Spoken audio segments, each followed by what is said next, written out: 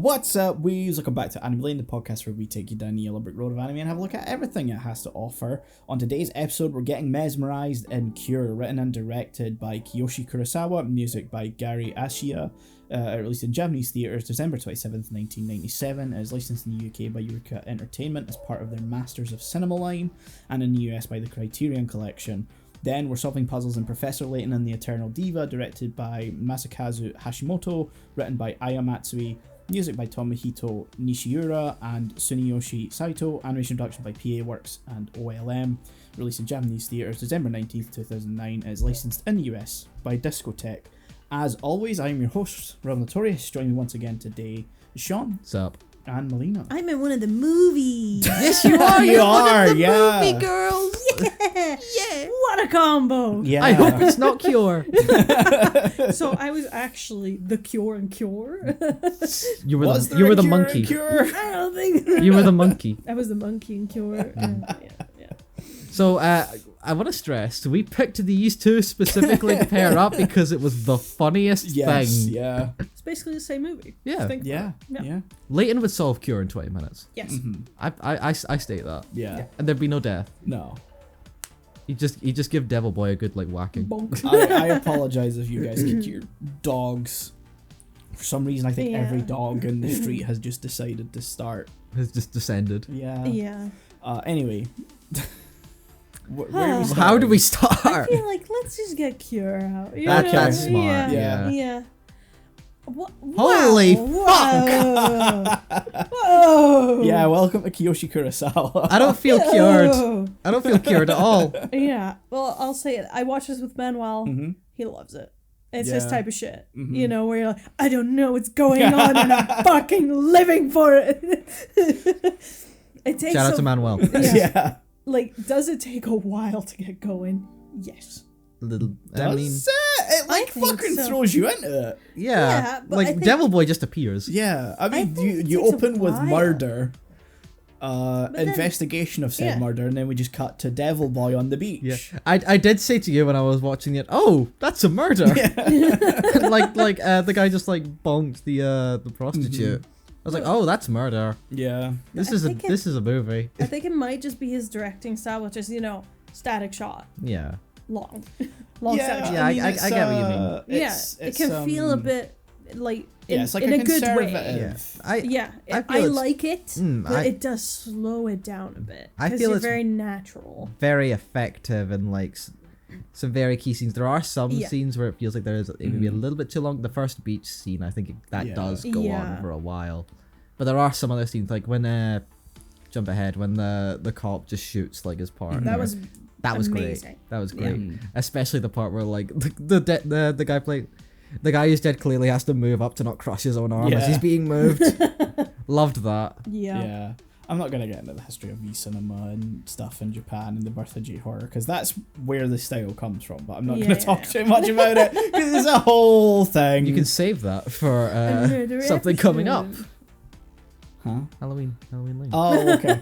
Maybe. It's quite an in-depth thing, so I don't Mm-hmm. know if I would necessarily have like a full episode to... Well, we'll Make it a see. series. Because it's also not something I'm like, at least the birth of it, not super. Okay. Like, I haven't seen a lot of the stuff. Okay. I'm aware of the history, and that's sort of Yeah. it. But this is like, No, it's Stephen King. shut the fuck up. More like shit. But yeah, Kiyoshi Kurosawa was primarily like a V-cinema person before this, which means for us it's straight to video. So it's like Okay. that kind of, not B movie, but you know, Yeah, lower straight to- budget, yeah. straight to Yeah, video. sort of more grounded. I almost want to say grindhouse, but this isn't really a Yeah. grindhouse sort of film. So by the point of Cure, he had been working for 16 years, or no, 14 years, Huh. and for movie credits alone, he had 16 under his belt. Wow. He has a very like precise and I guess conservative shooting style is the way You can to you put can it. tell, yeah. Yeah, so like the cinematography is very conservative, but also like the sense of most things would be done in like 1 or 2 takes. Yeah. When possible. When possible. Yeah. I'm sure there were things that Yeah. weren't, but like it's that sort of thing of like V cinema and like TV, because he did do TV stuff as well. It's very let's go. Yeah. I sort of felt that during the scene where like the cop like shoots his partner, where like that felt like that was probably the one take they shot, and it was like I don't know if that was just because of the effect of like the blood. They only had one. It was a one-time use or something, but like I think it weirdly works. Yeah. I think doing that again probably would have just been like too much effort, too much time to reset, to clean up, to redo the blood. So like I get doing that sort of thing and being like, it's fine. Yeah. I'd say it's charming. Yeah. Oh, it is. It's something I didn't even pick up on until you pointed it out. No, I just saw it. I just couldn't help it because it's just the way like he's being dragged back and he suddenly just goes.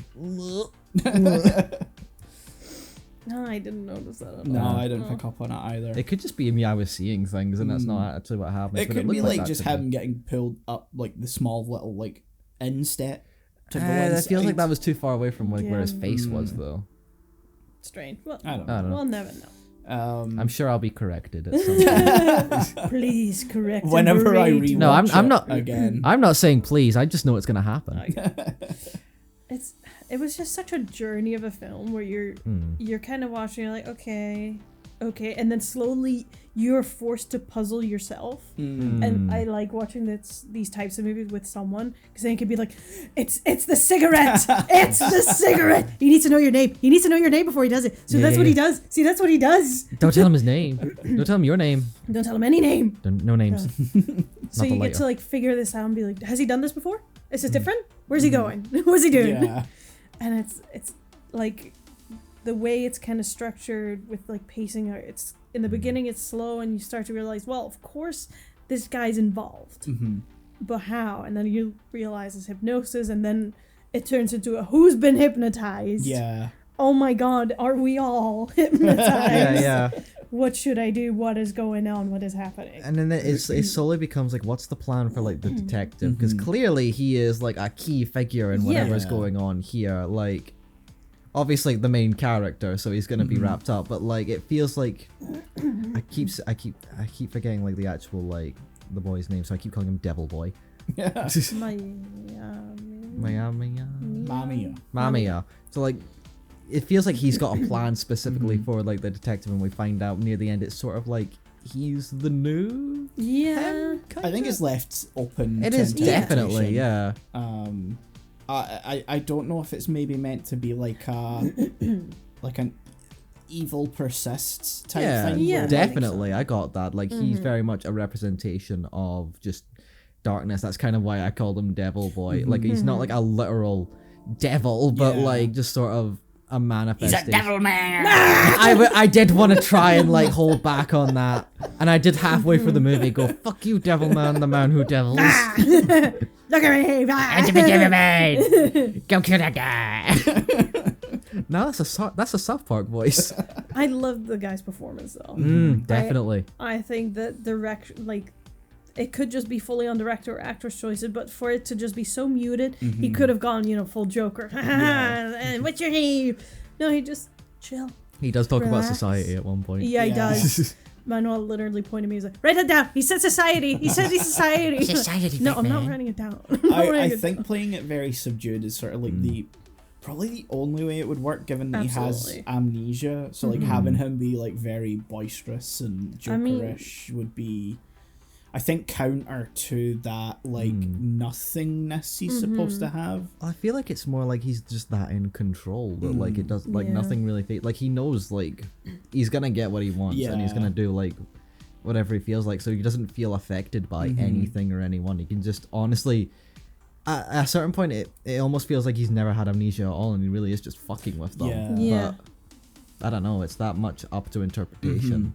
Yeah, like even on the second viewing, I still don't know if he actually had amnesia or if he was just playing it was part of his spiel, so to like say. a disarming the facade or like the persona. Because it's a good way to get people to talk about themselves. Yes. And I'm assuming that's what he needs. He needs to kind of get to know you so he knows how to get to I was getting like, to me, like he gets the amnesia so that they keep asking like questions so that eventually it becomes very natural when he's like, well, what about you? what's your name? What's it's your creating the atmosphere of suggestibility to people so that they are more receptive to the hypnosis technique, or as it's kind of referred to throughout the film as mesmerizing and stuff like that, because obviously Mesmer, the French guy, and history and all that. It's a thing. Yeah, I just keep thinking of Elden Ring. Of course you do. It's so weird to talk about it. It's one of those movies we don't really get this nowadays, I would say.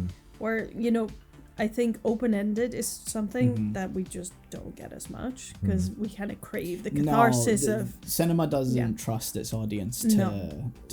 Not just that, like, I feel like movie studios, especially over here, like, they want to, like... To greenlight something, they want it to, like, you know, guarantee it gets its money back, and that means, like, making it an effects heavy sort of big budget thing instead of like this quiet, subdued sort of very much a talking film. Yeah. And like the day after, me and my mom were just like, so what do you think, like the knife at the end, like do you think it's the detective that's hypnotizing, or is the hypnosis just already in the world? Yeah, is it just a subconscious sort of virus almost at this point? Exactly. And like, or has she just picked up a knife? Yeah, or did she just do that? Yeah. And like being able to have those conversations and you notice yourself thinking about it, like even in days after.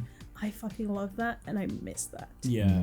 That we don't get. Like, you know, with the Marvel rush you have it, but you talk about it more as oh, that was so cool. Oh, that was so cool. Well, the thing with that is that in the Marvel rush, like, you're immediately going to, like... Well, what's next? Well, not just what next, but, like, discussion threads and, like, people on the internet who have already, like, spent, like, a good few hours already figuring out everything that's happened in the movie, so that, like, there's no real mystery anymore, because we have the internet, everyone can figure everything out in, like, a snap. Yeah. And Marvel fans are like fucking hell-bent on just discovering everything about the movie before the movie's even been made or released or... We don't get like at the actual mystery anymore, and it's kind of hard to do that mystery now unless like you do it very well. Yeah. Yeah. What does it mean? What does it all mean? And the one moment that just sticks out to me is when the wife had supposedly hung herself. Yes. And it kind of was a tonal shift for me where I was like, oh shit, he's no longer himself as well.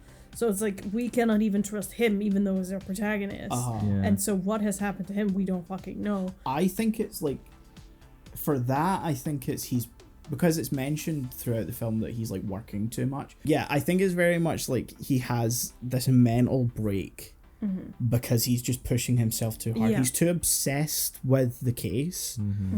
We can clearly tell. Yeah. And then I think it's maybe like a transition into who has been a reliable narrator into maybe not so much, because I think the second half of the film, I don't know if it happens halfway through, but I'm just generalizing. I think it's like it's if it's not halfway, I think it's like around just past halfway through, like around maybe like the last third.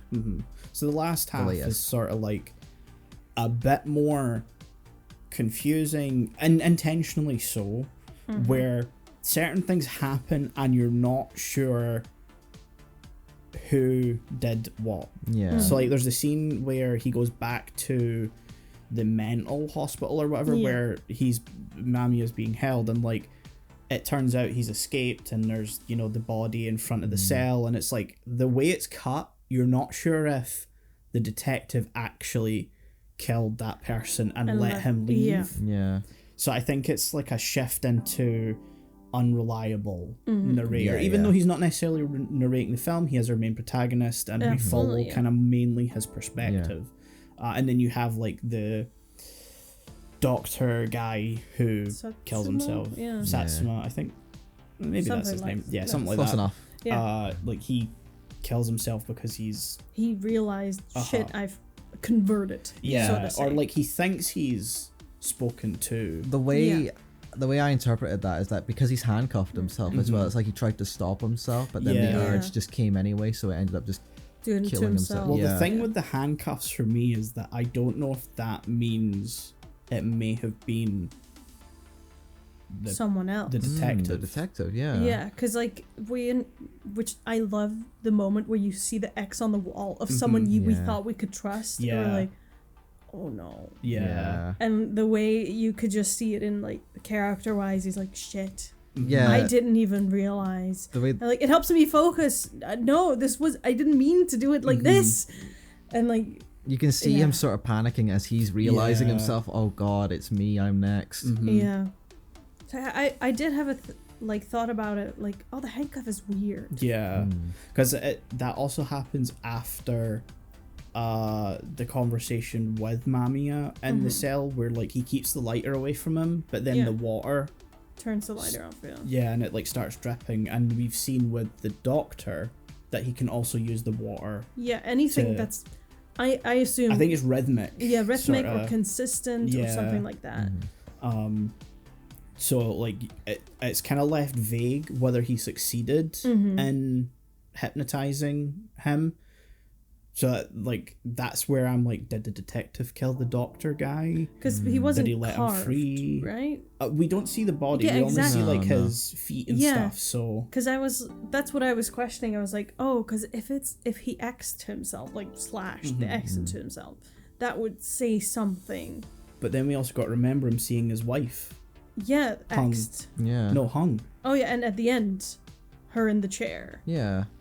Her corpse, like Her that. corpse Oh yeah, in- that's like a nurse sees her like that, Yeah, yeah. which again is left up to interpretation. But Absolutely, I have no I idea. mean, if for it's the real. hang, Yeah. the hanging of the doctor. Yeah. Before that, we've seen his wife hung. Yeah. So like maybe it's meant to be like a Mirror. like whatever he's thought he's Anticipation or something. yeah. It's that thing where like it's so intentionally like Vague. up to interpretation. I think I've said this before about something else where it's like, I feel if I really focus, I can get it. If I just put all my brain power into it, I can know. I can figure it out. But there's just not the info to figure it out. But I can do it. I can do it. I just need to focus. Could have been a Coen movie, or like, I mean, I felt like that at the end of Evangelion. Yeah. But Yeah. I never thought about that. Maybe the detective killed the doctor. Because I just assumed, oh yeah, he knew it was coming. Because I think it was my mom that mentioned he hung himself with handcuffs. I'm like, well, no, you can't do that. I So think he must he have shot traditionally hung himself, so to speak. But like the handcuffs were there too. It's like you don't really know what the purpose of the handcuffs were. Because like, well, you can't. You literally can't do it. It's impossible to hang yourself with handcuffs. Yeah, because I was like, oh, even if you hang yourself by the hands, like you could, your shoulders this might sucks. break. Yeah. Oh, I thought this was. Oh. I just hurt now. And now I'm stuck. Yeah. Help. Yeah.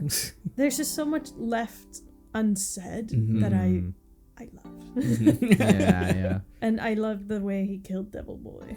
Yeah. Just pure Fuck it. execution. Just fucking shoot him. Yeah, don't let him finish. Yep. Because that's how we, as an audience, are still questioning. He's like, he's still sane. Yeah. See? He is still sane. I still think it's very much open to interpretation. I mean, heavily, obviously, he does probably kill Devil Boy, but like that whole house. Yeah. I was questioning if that was real because like the psychiatrist Went like there. Yeah. was there and like he saw that in like a vision and it's like he saw himself like it almost seemed like a younger version of himself, which also led into another thought process I maybe had with like Devil Boy and his relationship with like the detective. At multiple points this is never like stated, and I don't think this really was the intent, but at many points I was like, is Devil Boy supposed to be him but like a different version of himself, maybe younger, or like maybe his his son that he doesn't talk about? I don't know, but like by the end it obviously feels like no, they're not that connected. It's more a metaphorical connection, but like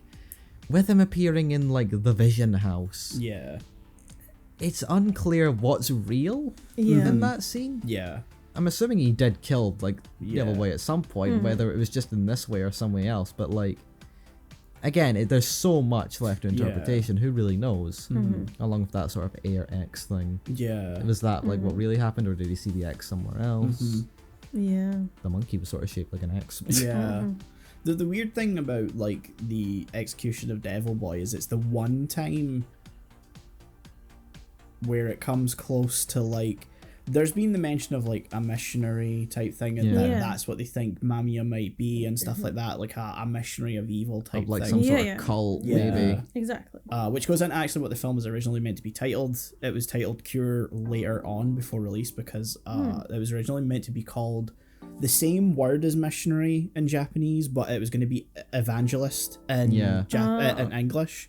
And the reason they changed it, sarin gas tax. Didn't want that to seem. I did see a little bit of that because I did look up the Wikipedia page again just to go, what the fuck was that?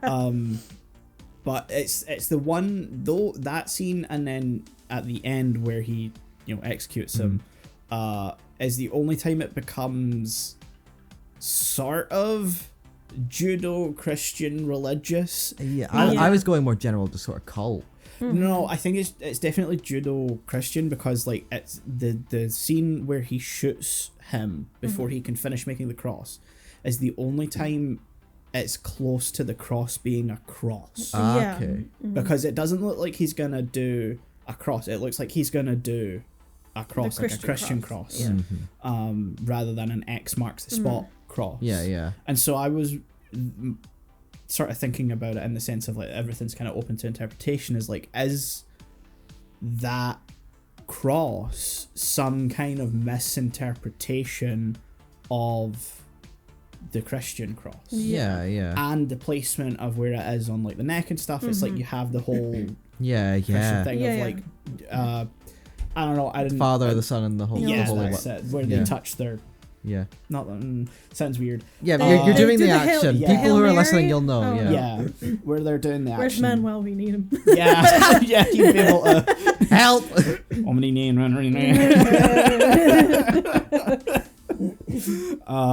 But like, so it's that sort of thing of like, is this something that has been going on so long that it has detached from some kind of religious cult origin? Which I find interesting because obviously the film being Japanese is less religious focused and sort of more in that spiritual sort of essence to it. My mind kept going, and this is because I'm eternally gamer pilled, and because horror and Japan. My brain kept going. This is Little Silent Hill, but the thing is, this movie came out before any of those games. Yes, it did. So I'm thinking, was Silent Hill influenced by this movie? Which I feel like, surprised. Honestly, probably, because like specifically the what's it called, the phonogram. The phonogram. The phonogram, like right at the end when he's listening to that, the way it sounds and the way like the words come in, it almost feels like, and this is a specific thing, specifically Silent Hill 3, when you get that noise when it's going into the other world, like the sort of thing. Reminded me heavily of that, and it gave me all that. It was almost like a flashback to all that, just sort of like feeling all that icky sort of grunginess that it gave me. I was genuinely freaked out a little bit. That's actually the first part of the film where it becomes close to horror for me, because I don't, for whatever reason, it sends my skin crawling the way the voice comes out of that phonogram at the end, and it's the only time the film actually truly makes me like uncomfortable. I think it plays off just how creepy old recordings can sound. Like, it's something so old, the voice coming out of it is long dead. Then like, it's the fact that it's such a primitive version of a technology that we use almost like all the time. Like, you're listening to this right now on an evolved version of that technology. So it feels both fundamental and yet very, very alien. In such a way that it hits that creepiness factor for us. That's a deep thing I just talked about. Sorry. I kind of lost my point halfway through. Sorry, but no, there's just like it's one of those films where you can talk about it so much, and that's. It reminds me a lot in the way of like, just because we've not really had anything like it since we covered it, but like Ghost in the Shell, sort of like the way we could talk about that and the way we can talk about this, very similar. Not that they're similar movies. No, but I see what you're saying, because like I could go on. So the detective at the end, he smokes a cigarette. Did he smoke a cigarette before? I don't think he did. I mean, you keep bringing up like the cigarettes. I do genuinely think that is a theme. Like smoking Yes. is definitely a theme because like the police, a lot the detective smokes, but like the policemen and like the box smoke. Like he's constantly like hypnotizing people with a lighter. I feel like there is a very subtle, I want to say, anti-smoking message in this movie that is sort of subconsciously hitting you like a hypnotist. Yeah. Because there's a part, I can't remember where it is or who says it, but like someone, Ding ding. We're gonna die now. someone has like a whole kind of like mini monologue about how smoking's bad for you and stuff like that. Yeah. Is it the psychiatrist? I think he might have. Maybe, Or yeah. the GP. Yeah, someone Maybe. mentions like, oh, you should Someone stop medical. smoking, or yeah, Someone with the knowledge. someone with the knowledge. Yeah. Yeah, there is like a weird, Like it's very subtle, Mm-hmm. but I just noticed it because because of all the times there's like a pack of like cigarettes that pop up in like a scene, or the amount of times there's someone smoking, and I'm like, this is a very much a purposeful thing because this was the late 90s. People knew that smoking was like fucked up, Yeah. and like, you know, anti-smoking knowledge was like a common thing around then, so it had to be purposely put there. Yeah, 100%. Or I'm just adding meaning to something that's just not there. I mean, that's knows? sort of the thing of like the death of authorship, is that once something is out there, it's fully open to how you interpret it as the viewer, and some things can then come from not a conscious point of the filmmaker or the author or creator, but like from some deeper psychological part of themselves that they didn't notice. Like something like, I'm gonna bring up like the Matrix as well, that had a whole character who was, I mean, the whole Matrix is an allegory for like being for like transgender and stuff like that, but like there was a character as well that like the Chaskeys originally put in, where like in the quote unquote real world they're like, they have a male body, but in like the Matrix, like their self-image is them as like female. They had to get cut later on, but that feels like something that maybe played at their subconscious, because I don't think that was originally intended as an allegory for being trans. That was definitely a thing that they wrote and then went, I'm not gonna open that can of worms. Shit. I'm gonna leave that for later and maybe forget about it. Oh fuck, I have to address this now, there's nothing else to distract me. We already made Speed Racer. Fuck! Fuck, it's over. Yeah, but like to get what you mean, that's like, that could have been just a subconscious thing put in, but it works really well. Yeah. And the nod that the wife has amnesia as well. Yeah. Also, the bluebird thing, it means something. I don't think it does. Actually, hold on. The wife doesn't have amnesia. She has schizophrenia. Schizophrenia, yeah. I clearly conveyed that. No, I had the same thing, because I thought it was amnesia as well until I looked again at the Wikipedia page and they said schizophrenia. I was like, oh! It's what actually explains the fact that like she gets lost and wanders off, because like that's not even short-term amnesia. That is like her having schizophrenia. Because I thought that was strange, but she was first introduced like, oh, I don't remember how I came here. I'm like, oh, short-term memory. And like a lot of the movie is about amnesia and stuff, so like you can't be blamed in the slightest for it, because you almost think like, are they related? Is she an accomplice? Is she in on it? Is she in on it? Because there's even that like scene that we have to interpret as like a schizophrenic episode or some kind of vision of her schizophrenia, where she's like in the bathroom fucking peeling a guy's face off, which is that fucked me up. Yeah, which again, nothing like any of the other murders, but that is the goriest the film ever gets, and that's saying something when there's like a mummified monkey at one point and like the corpse at the end. I get those, that it was the face specifically and seeing underneath. That's the thing that got under quite literally under my skin. I also find like any film that actually just fully shows a person hanging. Sorry. You really don't like it. I'm choking on a bit of bread, I think, for my breakfast. It's giving you the dying illness. Any film that, or just any scene that shows like an actual like person fully visible. I don't know why that. It gives me the creeps. I think it's a natural. Yes. Yeah, it is. I get a to weird thing where like I don't think I'm super creeped out for it, but like I get this weird feeling where like this is wrong. I know this is wrong. I feel like I should be more freaked out about it than it is. Than I am. It's but that's just a me thing. Scene in the film where like I actually jump every time it happens, because it's so sudden when it does happen. And like then it sort of respectfully only shows like the feet, the most common way of showing hanging. Yeah. But there's that one sort of like part where it hangs a little too long. Yeah. Thanks. Sorry. Yeah, but that's, I think, the beauty of his style. Oh, 100%. Absolutely. Yeah. Like, you're seeing it all. We're not cutting away. We're staying here until you are like, for the love of God. Yes. Yeah. For the love of God. Leave. There was a lot of shots as well, and a lot of like the feelings that reminded me of The Shining. Not to use the most obvious thing, the most obvious horror comparison you can think of. But like just the way and how like slow and how like sort of conservative the shots are felt like very much like in that style, and there's a lot of J-horror that feels very influenced by The Shining. Oh, 100%. Yeah. So that makes a lot of sense to me. It's I said I wasn't going to talk about it. You're allowed, you can talk about it. This is your show. Go okay. on. It's a thing with J-horror because J-horror didn't actually exist until around this time. It did, but it didn't. Not in J-horror as a cinematic experience. Cure is probably one of the first actual J-horror, because it's proto-J-horror, films to reach the cinematic screen.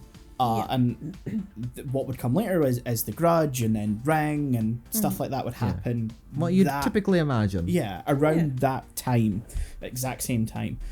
But what you had was a secondary proliferation of horror within V cinema at the time, because prior to that point, in the late 80s, if I remember correctly, there was a murder case called the Otaku Video Killings or something like that, where a guy murdered a bunch of kids and blamed it on a series of J-horror straight-to-video V cinema releases. I forget their names, but it was like a long string of like that sort of like parodied thing of like, you know, bitches in high school 17 type thing. One of I remember one of the covers having like a mermaid thing on it because like that was the theme of one of the films or whatever.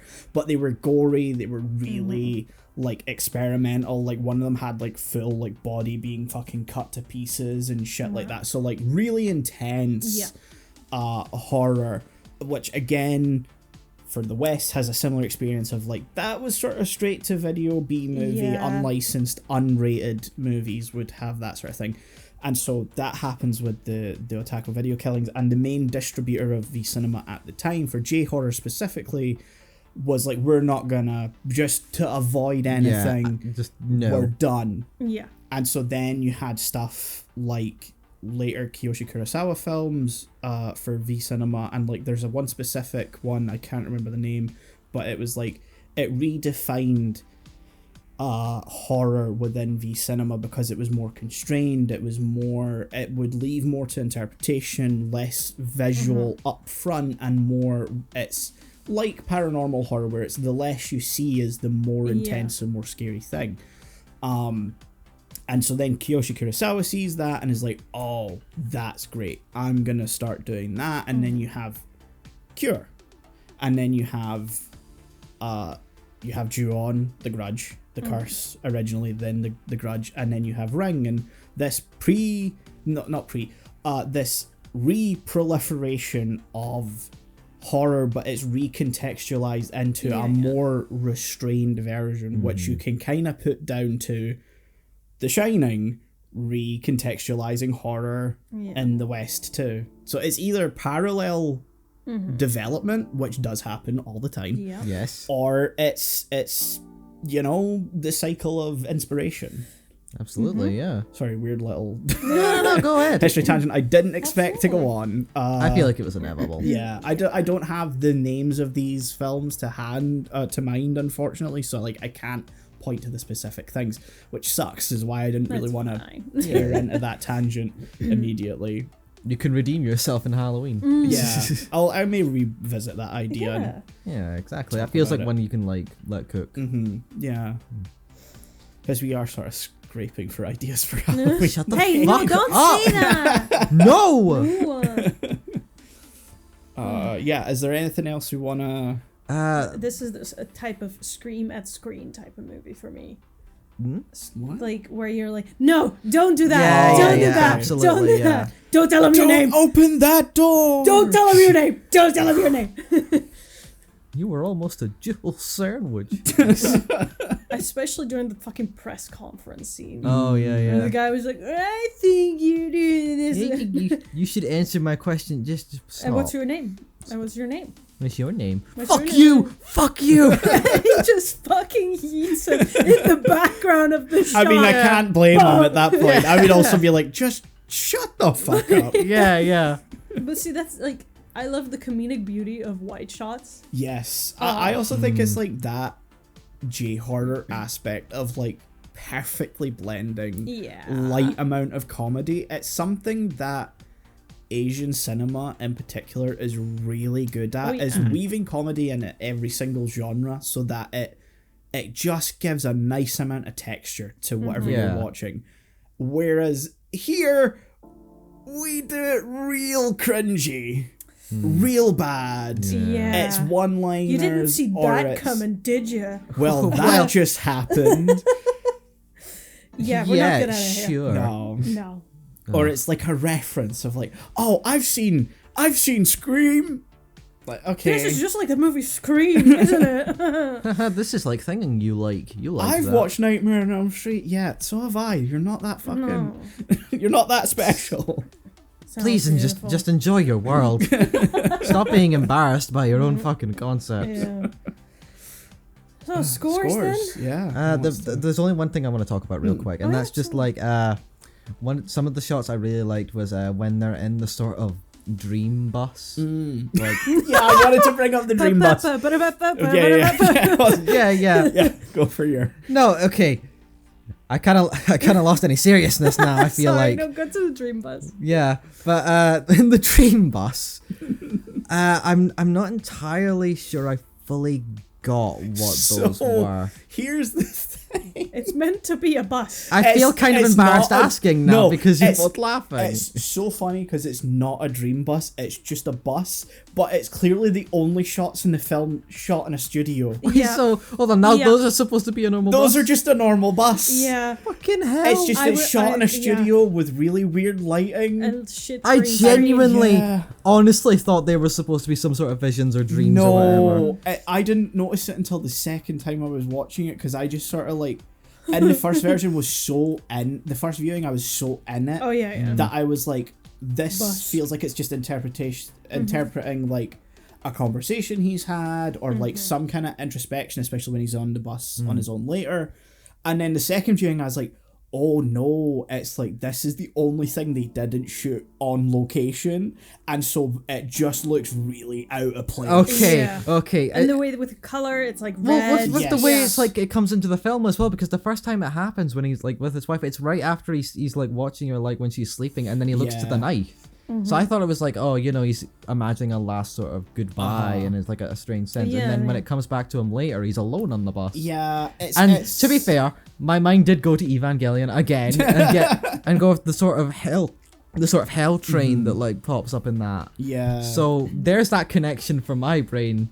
Yeah, it looks very out of place. I get that. It is real because the one where he's on it with his wife is just a linking shot. He's just going to the hospital. Taking her to the hospital. Yeah, because that does happen after that. I was like, oh, I guess he didn't kill. Yeah. But then it tied back into like when we see her corpse at the end. I was like, oh, he did kill her. Yeah. Maybe. Sora. Yeah. What the fuck? I can't tell if they've green screened or blue screened it. It feels overexposed. Yeah. It is also overexposed. The lighting's really weird. There is some like, I don't know if it's like, this is where I can't tell if it's on a green screen and then it's like really dodgy stock footage has been put in the background, or they've made like a really bad like cloudy background in like the studio. It feels like they didn't like line up the actual shots right, because it dead ass looks like that boat that bus is floating in the sky. Yeah, it's the Fortnite bus. They're on the battle bus. They are on the battle bus. He's got to thank the driver. No. He slowly turns to the wife. Where are we dropping, honey? We're not dropping on Okinawa. We like to party. we like to party. We're not dropping on Okinawa. I know. We're going to no. They're getting so tilted. Let's drop into Loot Lake, guys. I was gonna make an even worse joke. They're getting so tilted at the towers. No, Jesus Christ. I was gonna make a Nagasaki or Hiroshima joke. Yeah, no, that's not. Just fucking don't, please. Go. Okay, so the dream bus was real. I'm glad I got that established. Dream bus is real. The dream bus is real. The finger bus is coming. I'm in a position where I feel like I need to think about it a bit more to give it a 10, so I can only give it a 9. Okay, that's fair. Like I need time to be fully more confident in what I interpreted as the movie to give it like the 10 it probably deserves. So 9. Fair enough. Solid 8. Yeah. Yeah, but that's me. Yeah, we're not gonna get into that. I'm not gonna. Wrong. That's really good for me. Yeah. Did Manuel sort of tell 8. you? An 8. Okay. Yeah. Because I'm surprised. neither of you believe thought in he 10. would have been like a 9 for this one. Well, he's still thinking about it. That's Hey, fair. it's my reason. He likes to marinate movies for a few days. No, I get that. I totally get that. Like I said, that's literally my reason right now. I know. I'm gonna come home today, and he's gonna be like, "So I've been thinking, and I think, I think that this moment means this." So, Tell him the dream bus is real. I'll tell him the dream bus is real. Yeah, I did have like a little mental note to bring up the dream bus because I was Dream bus is coming. no, I think I'm a 10. Like I Yeah. think this is like a really great film. Fantastic. Like, it's up there as one of my favorite Japanese films. That's in fair. general. Yeah. Yeah. So yeah, I need to watch more Kiyoshi Kurosawa movies. I didn't like Pulse. Pulse was the only other one I've seen, and that was kind of. We'll probably get there maybe. We'll see. Maybe that could be like a Halloween Lane contender at some point. It's more traditional horror-esque.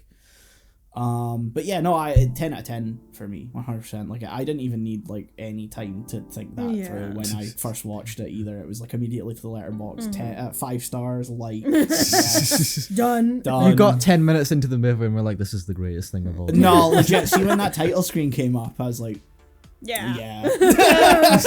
Some films you just know. Oh yeah, like I think any film that can pull off the police siren shot is in for a good one. That isn't the Naked Gunner Police That Squad. isn't the Naked Gunner Police Squad. Yeah. Any film that can pull that off as a serious thing, like you know you're in for a good time. But yeah. So that's Cure. We still have Professor Oh my Layton. god, I Layton! forgot we had Layton to talk about. Mr. Silly. I love Layton too! How did I Cure forget? for 45 minutes. Makes sense. Yeah, that was a big one. I get that. Professor Layton. He's Professor of Mystery Solving. Cut to the theme! We can't, it's copyright. Fuck! Those eyes. Those soulless eyes. Those soulless puzzle solving eyes. I've never played any of the games. Neither have I. I've heard of the name. I knew that it was a puzzle game. Yeah. That's all I knew going in. Yes. Despite owning 2 of them, I'm in the same boat. I knew nothing. Having the most experience I had with Layton, I played a little bit as a kid because a friend had it, and I've been sort of familiar with the characters ever since.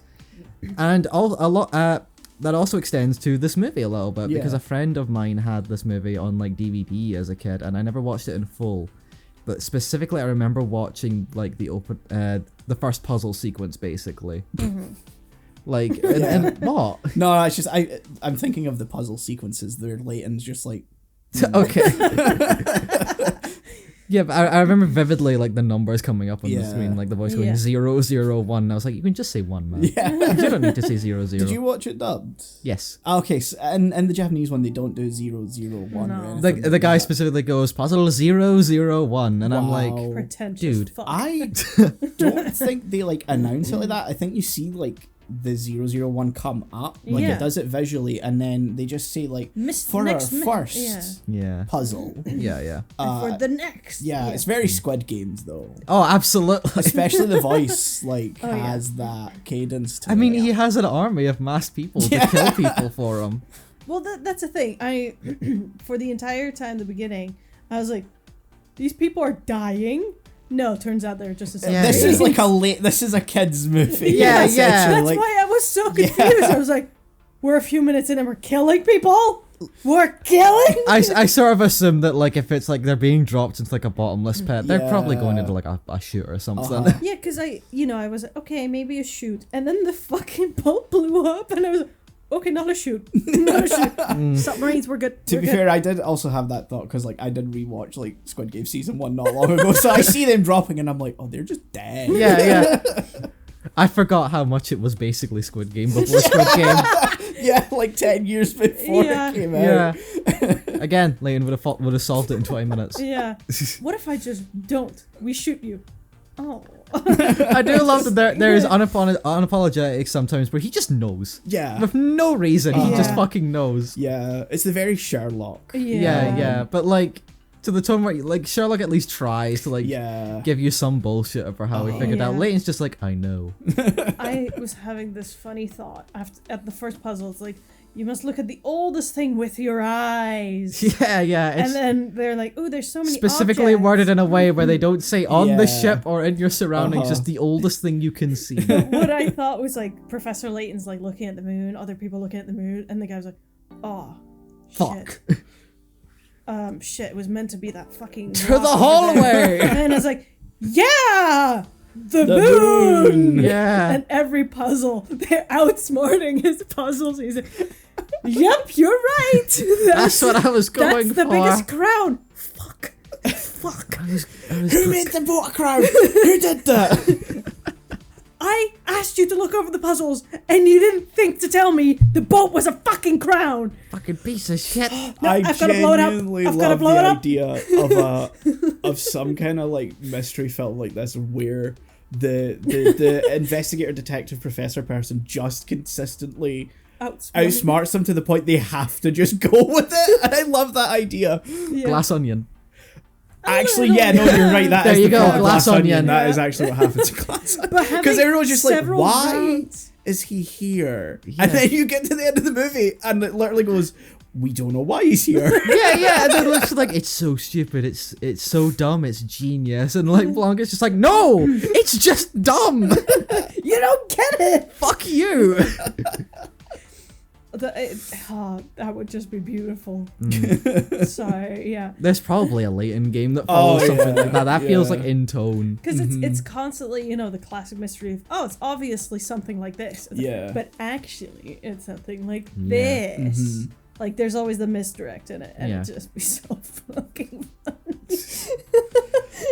he's just like, these random people are like, yeah, no, I know this is the oldest thing. Oh shit, he's looking at the moon? Oh, wow. Wait, hold on, that's way better. Oh. It was the stars themselves. I was looking at the stars. I wasn't looking at the moon. I was looking at the moon. I was looking at the stars. I went with the stars. Prove it. What, prove that that you're looking at the stars on the moon. Okay. I've fully lost track of what's I don't know what you're getting at here. I think you just kind of keep talking. I'm kind of losing. I fear I'm losing the room. I'm kind of scared she's screaming at me. Yeah. I was in this movie. You were. You were there. That was weird. You were in the body of a redhead. Yeah, so I mentioned it to Shaun. I was like, oh, you know, character that has same name after me shows up. I'm like, I don't like that because I don't hear it a lot, so it's weird when I do. Yeah.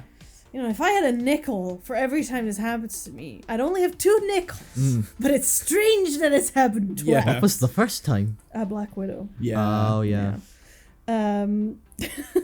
So yeah, I was like, oh, thank God she's dead. I don't have to worry about it. Well, isn't Black Widow like? Isn't your sister's name also like? Elena. Not Yelena. Sorry. They added a Y. So, yeah. You know. I was like, wait, close. Isn't that also extra weird? But yeah. They got away with it with a Y. So yeah, I was so excited that she was dead. But then they kept mentioning her, and then this guy was like, yes, my daughter died, so I adopted a daughter and renamed her. Yeah, I call her Melina out of affection, and I'm just like, that's weird, dude. That is so weird, dude. That's so creepy, dude. That's so fucking weird.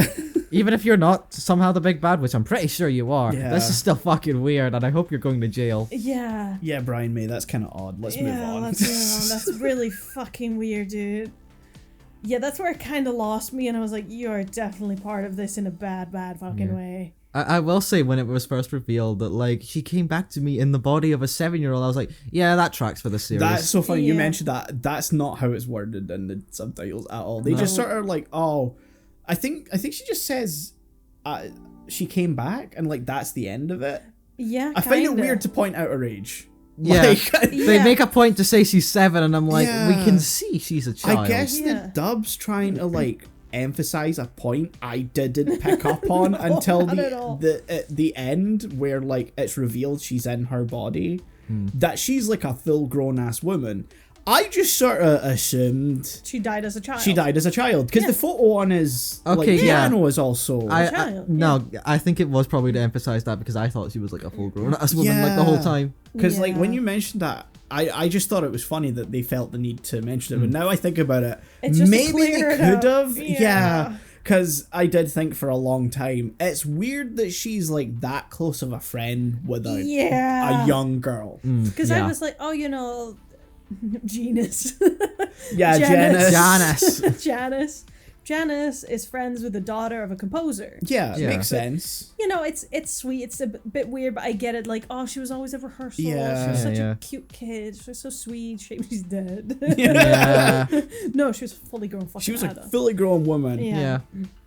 And just she was there all along. Yeah. She was among us. Fully grown ass woman, I need to stress, is probably like 17, really. Yeah. Yeah. This is also like, again, I was gonna say Victorian London. It's kind of confusing. It's okay. So Layton isn't. It's not exactly Victorian era, but it's trying to give off that sort of vibe. Yeah. I think it's more like an amalgamation of old timey England. Because like the car is like just late Victorian enough. Yeah. And then suddenly someone had like something very anachronistic to Victorian England that I was like, wait, there's TVs. I don't know what's. Yeah, the TVs. And there was like a radio, like a walkie-talkie or something like that. That I was sort of looking at it going, wait, I don't know what's going on anymore. I was gonna say it's best to think of it as its own sort of maybe steampunk-ish world, but like very light steampunk. And then I remember there's a crossover with Phoenix Wright. Yes. Which is canon, I think. And they're also doing the new game. Yeah. Which is the new adventure. No, Professor Layton and the New World of Steam. Yeah. Terrible name. Yeah. Yeah. Yeah. Can't wait for that, by the way. But I think the only reason I found it so bizarre is because I've been watching Sherlock Hound as well, which is very much just, what if Sherlock and everyone else were dogs? But still set in Victoria. Like, it's very much era appropriate Sherlock. I am the Hound of the Baskerville. It's literally Hound just... of Baskerville? Well, yes, it's me. It's just I. It's literally just Sherlock, but dogs, to the point that in Japanese, it's literally just called Detective Sherlock. Wow. They just dogs. They just dogs. They got that dog in them. But it's so like very much that period. Yeah, like, it's very like 18th authentic. century. Think of Layton more as like storybook England or something. It's to, like to give it a term. It's just like I seen that and my brain went, okay, we're definitely in the same like era appropriate Sherlock time. And then all the anachronistic stuff came out, especially because my brain was linking so much of it to Sherlock, because it's literally just Sherlock if Sherlock decided to kidnap a kid. And was a little nicer. And a little nicer, A little less tismy. Yeah. Like you said, this is just Sherlock, and I was like, yes, but Sherlock's not a dick. Yeah. Sherlock County's not an asshole, so. Okay. Yeah. Shame. Yeah, I do think this movie was slightly too long. I don't know if I'm the only one. No, I feel that. I think I get it a little bit. Once they get to the island, it felt like it kind of went on a little longer than it needed to. Probably, yeah. Especially when they brought in the fucking mech. The fucking mech, yeah. Yeah, suddenly, we went from big crown boat. I'm like, okay. And it just turns into cool just turns into Gundam with complete with shark clone and everything. Yeah. I did say to you, like, and this is coming from someone who likes mech stuff. I just saw it and was like, god damn it, it's a fucking mech. Yeah. Yeah. I even though I love mechs, I glazed over a little bit when that happened. Because I was like, this is the last thing this movie needed. In terms of animation, it also feels very much out of place. Oh, yeah, there's a lot of CG that does not blend. No. Yeah.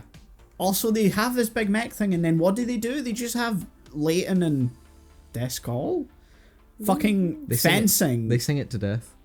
No, they fence on top of the thing. Yeah, that too. There's a whole ass sword fight before we start singing. Yeah, the homoerotic sword fight. Hey, no, gentlemanly, I'll have you know. No, that's just what they called homoeroticism back in the day. Gentlemanly. I mean, you're not wrong. I'm not wrong. Yeah, exactly. Oh, he's such a gentleman, if you know what I mean. He's probably meant to be Moriarty, but I can't see him as anything but Char. Yeah. Just the mask, the voice. It's the mask for me. In Japanese, the voice is so cool. close. I can't believe Layton got a fucking shark clone. Yeah. Char did irreparable damage to Yeah, Japanese media. Has been a disaster for the anime industry. Did you guys appreciate the Layton Wario in like the first 5 minutes of the movie that just disappeared? Don Paulo? Yeah. I was like, as I was watching, I was like, that's gonna be like the big nemesis. It's his Lupin's, and he got a thing. And then he just never showed It's because it's this weird thing where like this takes place before the fourth game, which is the beginning of a prequel set of games that make up its own trilogy that came after the first three games. Yes. You're losing me. But all of the characters I think we see in this only come up in the prequel trilogy. They're not in the original games. Yeah. So like you might as well just say the original games are like a completely different timeline. Yeah. Because I think that Don Paulo only comes up in those first three games or something. I can't remember like specifically. I just vaguely remember the design. And I was like, oh, there he is, Layton Wario. Yeah. Because I know that like Discall and their own version of Lestrade, I don't remember his name. Policeman. Yeah. Man. Grosky. Okay. Oh yeah, yeah. Inspector Grosky. He's a swimmer. Oh yeah, he's a boy. Inspector of the Yard. I don't know what it is in the subtitles, but every time he speaks, he's Inspector of the Yard, and he can't because he clearly can't say Scotland Yard. That's too real. I think don't they say? In the subtitles it says Scotland Yard. Yard. In the Japanese version, he just says Scotland Yard. Okay, in the dub, it literally he just calls himself he's Inspector of the Yard. I wonder if because in the dub, I think the dub might have been UK produced. Yes. There may be a different copyright thing on it here. I got that. I think that's especially, and I know for a fact it was probably UK produced, not just because there's so many British voice actors. Just like there's a whole like, it's a here, basically who do you know of like specifically children's voice actors, which is why I couldn't stick the dub. It was too kids TV for me. It gave me too much nostalgia. I couldn't unhear it. I couldn't take hearing Rory the racing car as Luke. That's my favorite. That's my favorite one. I heard her voice everywhere as a kid. So hearing her here, I was like, oh, I feel like I'm watching CITV again. It gave me that warm fuzziness. Like I get it's a kids movie, and I get Layton's games are kind of more kids orientated. I mean, they're like Peggy 7. Yeah, but there's something about it, those kind of voices that reduce it too much to a kid's thing for me. That I'm like, I can't. Yeah. I can't take that. I can persevere. I really liked it. I will say, even though I know that is actual Layton's voice, I kept expecting someone. Yeah, no, I've seen too many Tumblr memes that he's voiced over to not expect him. So when Layton actually started talking, I was like, oh, you sound older than I remember. And then he sounds like way younger in the Japanese version. He doesn't sound particularly old. Not at all. He sounds a lot older in the They're dub. definitely going for the gentleman aspect in the dub. Yeah. But yeah, no, we were when we were watching it, like I remember mentioning I need a crossover of the investigators from Lupin, this, and Ace Attorney. I know you haven't really. I mean, you've experienced a little bit, yeah. yeah. I don't remember if you've met Gumshoe in what we were playing. He's the detective in. I don't think so. Ace Attorney. He's the last time we tried to dub the game. Yeah. Where I gave the judge a Yogi Bear voice. That's still amazing. Oh no! Oh no! Update autopsy report. What the fuck is this? But he's like the detective in Ace Attorney, and he's probably out of all of them the dumbest one. Oh yeah. That. Like he's Gumshoe. Yeah. He's gum on a shoe. His head is a brick. Yeah. Oh. So not literally, but yeah, I'd love a crossover with just Gumshoe, Grosky, and Zenigata. Just Okay, you know, and you know what? Put Edgeworth in there as well, just to oversee It's these gonna dumb be fucks. the most homoerotic, gentlemanly thing. Oh no! Again, add Edgeworth in, it is even more gentlemanly. The thing is, Edgeworth would be the only person to bring any homoeroticism to it, because if you put all of them together, they're just so ace. Oh yeah. I mean, Layton as well. That man doesn't know what sex is. No, that man only knows bone. anatomy. Yeah, in the most scientific terms. yeah, exactly. He's a professor. The only way he knows how to bone is archaeologically. Hey. You get a high five for that. He's the antithesis of Indiana Jones. Because that man only knows how to bone in the sexual sense. The bone in the no. Professor Layton. The movie is a movie. It's serviceable. I had fun with it. Yeah. As someone, a sort of pseudo fan of the series, I loved it. Yeah. I loved it. Like, I know on an objective level, this is like a 6, maybe a 7 if I'm pushing it. On a personal subjective level, I'm giving this an 8 at the end of this. Yeah. An 8 or a 9. Yeah. I 100% I get like what they were going for with, you know, the like mystery, puzzle. It's still dumb fun. I didn't really care that it slowed down, it picked back up. I didn't really. I was like, yeah. It's only at the ending where I was like, okay, I'm kind of done. Yeah. The fun puzzle There's like aspect's 3 gone. different endings. I think that's the problem, is that it stops like 3 different times. Yeah. Especially definitely. when like everything's resolved and then it cuts back to like present day when they're listening to the vinyl and she shows up again and I'm like, I forgot This was the framing of this Yes. movie. We didn't need that. no, Didn't really need that. didn't. Nope. We didn't need to link back up the ending to the beginning of No. them going, hey, do you remember that time? Yeah. That was enough. Yeah, we didn't need Hey a family Lois, this is cutaway. just like the time. Or what they could have done was not have that weird intro at the start, which I appreciate them giving like some factually historical in like the most like factual sense. Yeah, I guess. Like reaccounting of the popularity of the games and then having like, so that's how, Which in the Layton dub is done by solved. Luke yeah. for breaking the fourth wall. Yeah, I don't know who it is. I don't think it's Layton. I think it's just a don't know. narrator. Yeah. Bonk. Actually, now that I think about it, maybe it's Des Skull's voice actor, but not as Yeah, Des it's Skull. just Yeah. the narrator. Yeah. Yeah, no, I don't think it was anyone in particular. No. I mean, we have the moment where Luke, it's like, I'm assuming it's in the games, it's you! Yeah, Yeah. that's it's sort of like when you've just solved a puzzle and like, Yeah. you're like, or like you're supposed to choose someone or whatever Yeah. who you think it's supposed to be, and if you're wrong, die. Yeah. Yeah. So you have all that big introduction, and then it's like in the office, and they're like, okay, let's listen to this vinyl and reminisce about this time that we had this thing. And I'm like, And then we get the dream. Like, Professor, Yeah. we've been talking about this for an hour and a half. I think we should wrap it up now. I feel like they could have just Not. started from the start of the Yeah, actual story just, rather you know, than doing... You know, maybe if they had just let the story be the story. Yeah, because I think that, like, even though you can watch this as a newcomer, because, like I said, I own 2 of the games. I own the first and third game. Don't ask me where the second one is. I don't know. But, like, I've never played them. I don't know anything except the character names. So, like, I this is newcomer friendly because I understood what was going on. I understood the characters, except that starting part It's a bit... kind of alienated me in the sense of, Yeah. like, I don't actually understand this one catching Don Paolo or Yeah. whatever, and this other sort of like setup part, and it's like I feel like it would have been more beneficial.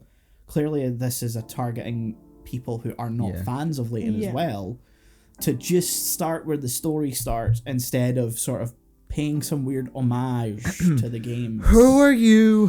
Where are we? No! Yeah, I feel like if I think of the story in itself, it speaks for itself. Yeah. You know exactly what's going on. You can get the characters like just off of, Easy. you know, them being the characters. Yeah. Yeah. Like Professor Layton, they're not that complex. Yeah, exactly. Like Layton gets an invitation to the opera. They go to the opera, and like we start understanding the characters from that point. And like, Yeah. That's fine. that's fine because the characters are simple enough to understand. Yeah, You know, yeah. Grotsky shows up, and it's like, yeah, I know, I I know get your exactly. character. You get I this know archetype. Exactly who you are. Yep. Diving into the ocean as the boat is exploding. That was amazing. Yeah. I've managing never to seen outswim sharks, mech sharks. Yeah. Clown ass sharks. looking sharks. I've never seen that archetype so confident and so fucking buff. He is a he is a unit of a boy. Yeah, absolute unit of a man. I don't know if he'd win a fight against Gumshoe because Gumshoe himself is just a brick. Yeah. But Gumshoe wouldn't like do just anything. naturally. Yeah.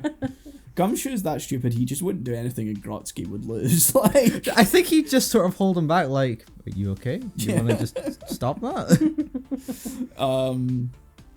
But yeah. I liked at the end of this was basically the plot of Cyberpunk. Yeah. Yeah. They do just suddenly be like, yeah, we're gonna put someone else's personality in another person's body. Yeah. And it is Yeah. very cyberpunk. Can you really do that with this technology? With the piano? With an Hey, with like an organ? No, it's an everything. It's a It's a decalon? Dodecahedron. It's a thing that basically mimics sounds of the entire orchestra. Yes. But also It can transfer the personalities. Also, it can store someone's memories and what? What? At a moment I went into, I almost started thinking in a way that was way too deep for this movie. And I was like, Yeah. So they basically copied her personality, but she's still dead, but there's still a part of her in the piano, so are we just talking to a copy right now?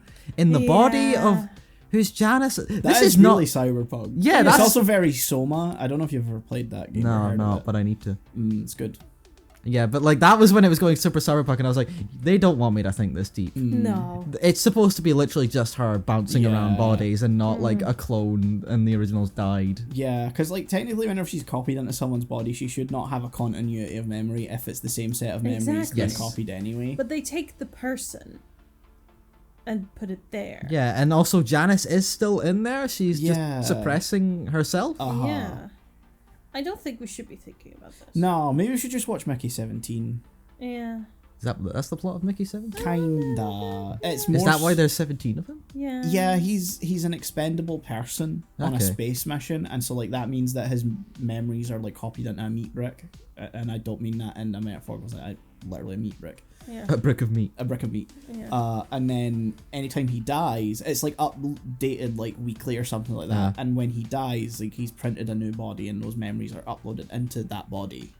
And so there's like at the start He of the misses movie, it's bits like and pieces, but yeah. most of it's there. it's mostly kept up to date. Yeah. How do we work puzzles into this? Eat the rich. Yeah. Yeah! It's my Nice. favorite puzzle.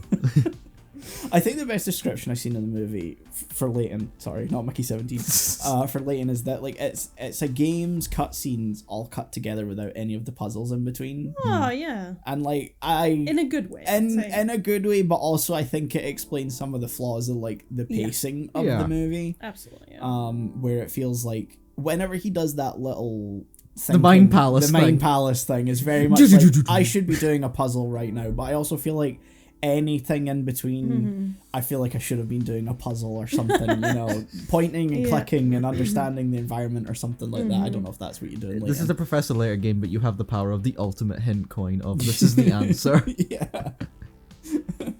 And the ultimate hit coin is Layton himself. This is a Layton game if you're playing it with a Game Shark. Yeah. Or just watching a cutscene comp on YouTube. Yeah.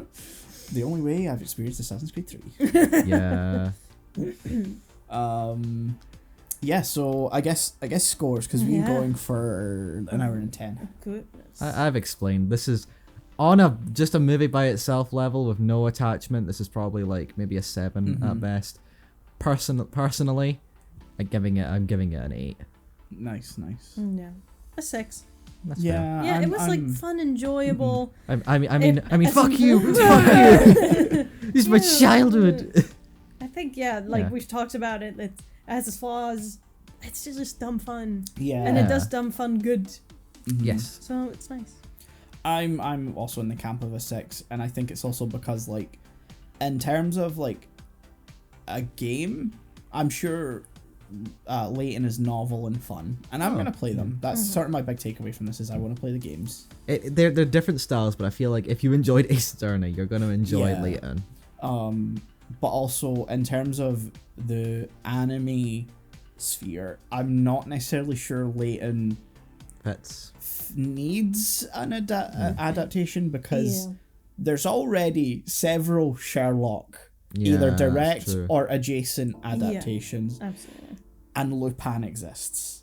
Where it feels like Lupin kind of has whatever Layton is missing in the sense of Personality? an anime movie. I don't necessarily mean- I will say, when I was watching this movie, I did sort of come to the realization of, is this why I like Lupin so much so fast? Because this is basically that, but more able to be itself in an anime like format. It's the same sort of fun and like that same sort of like tone mostly.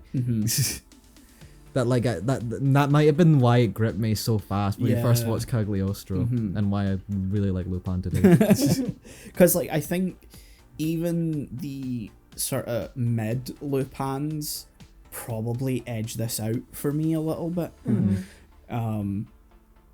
But yeah, I think the space of anime has been filled with things that are just, in terms of These sort of characters.